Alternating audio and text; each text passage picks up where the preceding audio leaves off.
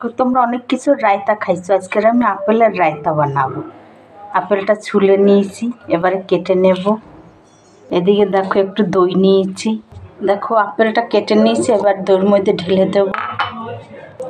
দেখো এতে দিয়ে দেবো একটু বিট নুন, 1 চামচের মতন চিনি দিয়ে দেব, আর একটু চাট মশলা দেব।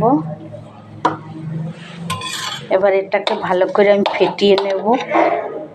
এরপর দেখো আমি একটু ভাজা মশলা করে রাখছি, এটা দিয়ে দেবো একটু।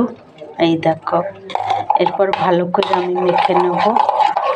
দেখো রায়তাটা হয়েছে আপেলের, তাই একটু চিনি দিয়েছি, একটু মিষ্টি মিষ্টি হবে।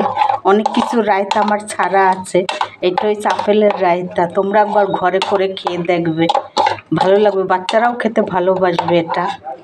দেখো আমার রায়তা রেডি।